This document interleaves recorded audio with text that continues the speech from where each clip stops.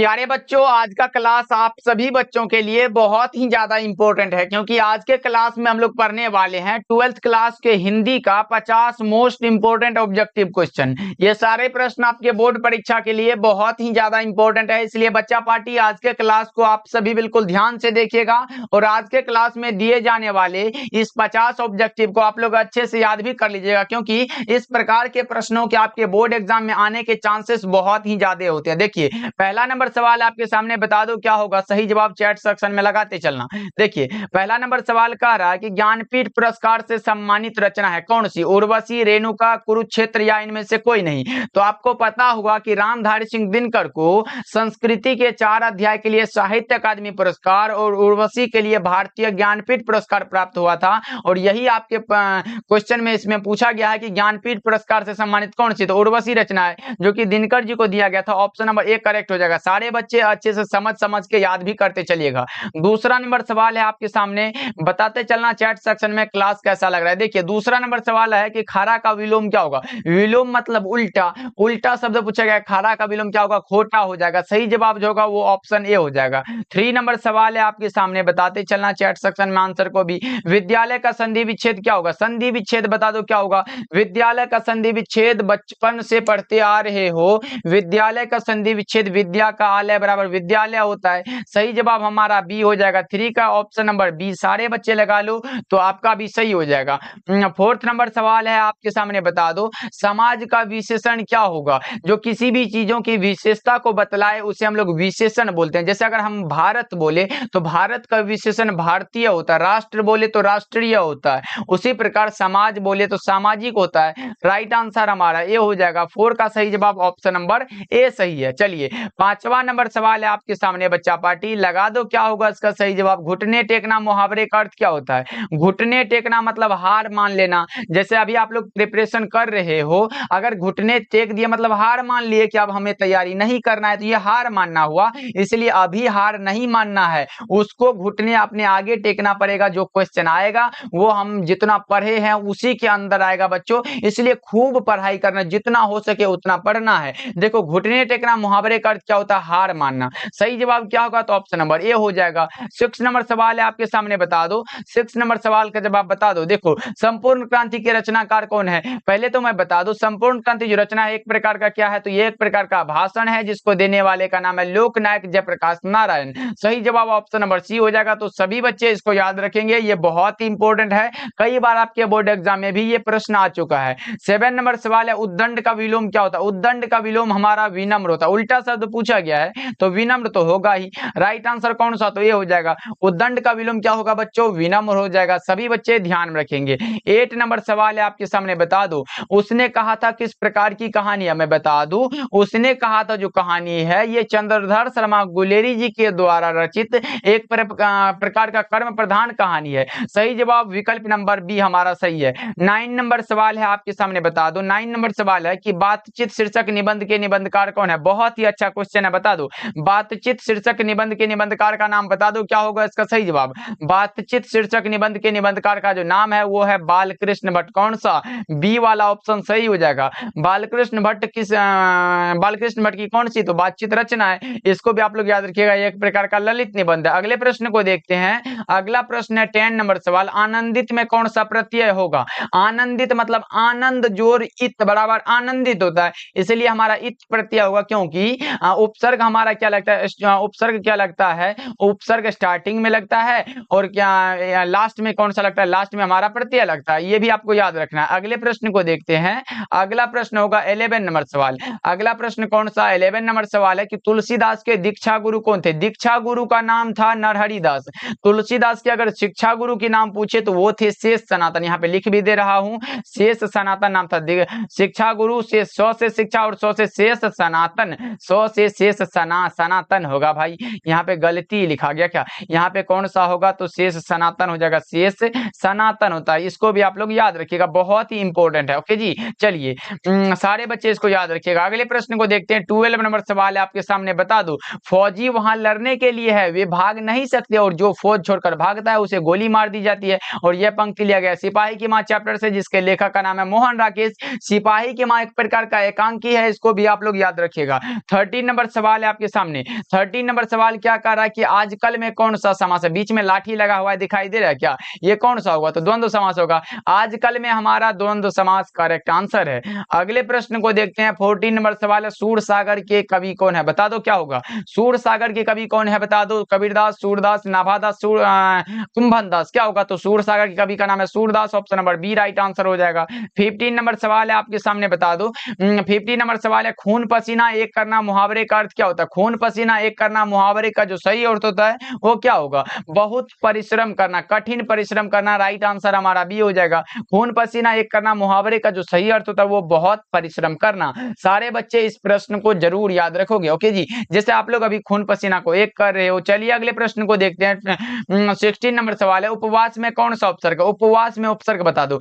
उप और कौन सा, उप और कौन सा होगा, उप और वास होगा। अब बता दो शुरू में हमारा क्या लगता है, उपसर्ग लगता है, उप हो जाएगा उपसर्ग। ऑप्शन नंबर ए सही है। चलिए 17 नंबर सवाल को देखते हैं। हमारे सामने है, साकार का विलोम क्या होगा। साकार का विलोम निराकार, साकार का उल्टा निराकार। राइट आंसर ए हो जाएगा। याद रखिएगा बच्चा पार्टी, बहुत इंपॉर्टेंट है। 18 नंबर सवाल है, हाथ पैर में कौन सा समास है। हाथ पैर में समास बताना है आपको, क्या होगा। हाथ पैर में द्वंद्व समास है, हाथ पैर में कौन सा, तो द्वंद्व समास है। राइट आंसर ए हो जाएगा बच्चों, याद रखेंगे आप लोग। चलिए अगले प्रश्न को देखते हैं।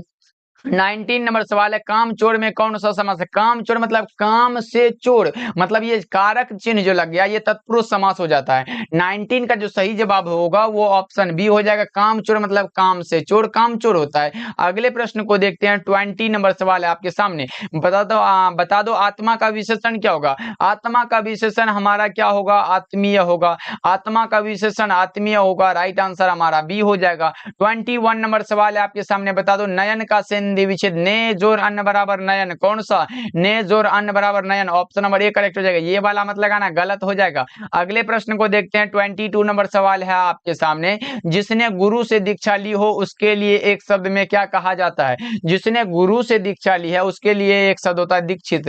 दीक्षित हो जाएगा, दीक्षा लेने वाले दीक्षित ही तो होगा। करेक्ट आंसर बी होगा। अगले प्रश्न को देखते हैं। 23 नंबर सवाल है, हार जीत कविता किस कविता संग्रह से लिया गया है। मैं बता दूं हार जीत जो है ये एक प्रकार का गद्य कविता है जो कि अशोक वाजपेयी के द्वारा लिखा गया है, और ये जो लिया गया ये कहीं नहीं वही रचना से लिया गया। इसको भी आप लोग याद रखिएगा। ऑप्शन ए सही जवाब हो जाएगा। सारे बच्चे इसको याद रखिएगा, ये बहुत इंपॉर्टेंट है। अगले प्रश्न की ओर बढ़ते हैं। अगला प्रश्न है हमारे सामने 24 नंबर सवाल है, निंदा का विलोम क्या होगा। निंदा का विलोम हमारा स्तुति और प्रशंसा दोनों होता है, इसलिए करेक्ट आंसर ए और सी दोनों हो जाएगा बच्चों, इसको याद रखिएगा आप लोग। चलिए अगले प्रश्न को देखते हैं। 25 नंबर सवाल है आपके सामने, लंबोदर में कौन सा समास है। लंबा है जिसका उदर लंबोदर कहलाता है। अब बता दो कौन सा होगा, तो यह हमारा बहुव्रीहि समास हो जाएगा। कौन सा, तो ऑप्शन सी हो जाएगा राइट आंसर। 26 नंबर सवाल है आपके सामने। 26 नंबर सवाल है आपके सामने, धरती का विलोम क्या होगा। धरती का विलोम क्या होगा बता दो आप लोग फटाफट से। धरती का विलोम पूछा गया आप लोगों से, क्या होगा।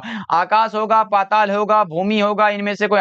धरती का विलोम हमारा आकाश होगा। याद रखिएगा आप लोग, ये बहुत इंपॉर्टेंट है, कंफ्यूज नहीं होना है, याद रखेंगे आप लोग। चलिए 27 नंबर सवाल है आपके सामने, बता दो निश्चय का संधि विच्छेद क्या होता है। नि जोड़ चय बराबर निश्चय होता है, कौन सा, ए हो जाएगा। नी विसर्ग जोड़ ए बराबर निश्चय होता है। अगले प्रश्न को देखते हैं। अगला प्रश्न है आपके सामने 28 नंबर सवाल, उद्घाटन का संधि विच्छेद क्या होगा। उत धन घाटन बराबर उद्घाटन। राइट आंसर हमारा क्या होगा, ऑप्शन नंबर सी में दिया गया उद्घाटन। अच्छे से पढ़ के लगाना है, गलत हो जाएगा नहीं तो। चलिए 29 नंबर सवाल है आपके सामने, बता दो जन जन का चेहरा एक शीर्षक कविता के कवि कौन है। जन जन का चेहरा एक गजानन माधव मुक्ति बोध। जन जन का चेहरा एक कौन सा, गजानन माधव मुक्ति बोध। अगले प्रश्न को देखते हैं। 30 नंबर सवाल है, भूषण जी किस काल के कवि माने जाते हैं। भूषण की कविता कौन सी है पहले आपको पता होगा। कवित्त जो रचना है, कवित्त ये भूषण जी की रचना है। कौन सा, भूषण जी की रचना, याद रखिएगा। भूषण जी जो है वीर रस के कवि है, इसको भी आप लोग याद रखिएगा। भूषण की कविता में कौन सा रस पाया जाता है, वीर रस, इसको भी आप लोग याद रखिएगा बच्चा पार्टी। और ये रीति काल में, मैंने बताया था कि शुरू के 4 कवि जो होते हैं काव्य खंड में, जैसे सूरदास हो गया, जैसी हो गया, तुलसीदास हो गया, नाभादास, ये 4 कवि भक्ति काल में होते हैं। भूषण जी रीति काल में है, और नीचे जितने भी कवि बचे हैं वो सारे के सारे आधुनिक काल में है, तो इसको भी आप लोग याद रखना। चलिए चलिए अगले प्रश्न को देखते हैं। 31 नंबर सवाल है, देवता का पर्यायवाची क्या होगा? पर्यायवाची मतलब समान अर्थ पूछा गया है, देवता को समान अर्थ क्या होगा? देव हो जाएगा। राइट आंसर हमारा ये होगा। 32 नंबर सवाल की ओर बढ़े तो हमारे सामने ऐसा प्रश्न आया, तुलसीदास किस काल के कवि माने जाते हैं? अभी मैंने बताया तुलसीदास भक्ति काल के कवि हैं, तुलसीदास जी भक्ति काल के कवि माने जाते हैं। आपका सही जवाब होगा ऑप्शन नंबर ए। चलिए 33 नंबर सवाल है आपके सामने, वैद्य का विलोम क्या होता है? वैद्य का विलोम अवैध, वैद्य का विलोम क्या? तो अवैध होता है। राइट आंसर बी हो जाएगा। चलिए 34 नंबर सवाल है हमारे सामने, ज्ञात का विलोम क्या होता है? ज्ञात का विलोम अज्ञात, ज्ञात का विलोम क्या होगा? अज्ञात होगा। उल्टा शब्द पूछा गया इसलिए हम लोग लगा सकते हैं। चलिए 35 नंबर सवाल है आपके सामने, बता दो जगन्नाथ का संधि विच्छेद क्या होगा? जगत का नाथ बराबर जगन्नाथ होता है। जगत का नाथ किस में दिया गया? Jagat Nath. Option number A correct answer है। ऑप्शन नंबर ए लगा लो, बहुत ही सही जवाब है और ये क्वेश्चन बहुत ही इंपॉर्टेंट भी है। चलिए 36 नंबर सवाल की ओर बढ़ते हैं। हमारे सामने ऐसा प्रश्न आ चुका है, अक्ल का अंधा मुहावरे का अर्थ क्या होता है? अक्ल का अंधा मुहावरे का अर्थ होता है मूर्ख होना। अक्ल का अंधा मुहावरे का अर्थ होता है कौन सा? मूर्ख होना। अक्ल का पुतला रहे तो प्यारा हो जाएगा। करबक पाठ के रचयिता कौन है? करबक पाठ की रचयिता का नाम है मलिक मोहम्मद जैसी। करबक पाठ की रचयिता का नाम है मलिक मोहम्मद जैसी। राइट आंसर बी हो जाएगा। अगले प्रश्न को देखते हैं। 39 नंबर सवाल है आपके सामने, गांव का घर शीर्षक कविता किस कविता संग्रह की है? बता दो आप लोग, गांव का घर शीर्षक कविता जो है वो किस कविता संग्रह से लिया गया है? तो ये ज्ञानेंद्र पति की रचना है और ये संशयात्मा से लिया गया है। और संशयात्मा रचना के लिए ज्ञानेंद्र पति रचना को 2006 ईस्वी में साहित्य अकादमी का पुरस्कार दिया गया था। इसको भी आप लोग याद रखिएगा। और पहल सम्मान भी, और कौन सा? पहल सम्मान भी दिया गया था इसको। इसको भी आप लोग याद, पहल सम्मान भी 2006 में ही दिया गया था। कब? 2006 में दिया गया था। इसको भी आप लोग ध्यान में रखिएगा। अगले प्रश्न को देखते हैं। अगला प्रश्न आपके सामने 39 नंबर सवाल, रोज कहानी के कहानीकार कौन है? रोज जो है, रोज हमारा क्या है? तो एक प्रकार का क्या है? तो कहानी है। रोज एक प्रकार का कहानी है जिसके कहानीकार का नाम है अज्ञे जी। राइट आंसर ये हो जाएगा। सभी बच्चे याद रखिएगा, बहुत इंपॉर्टेंट है। अज्ञे जी का जन्म हुआ था 7 मार्च 1911 को, ओके, और 4 अप्रैल 1987 को निधन हुआ था। अगले प्रश्न को देखते हैं।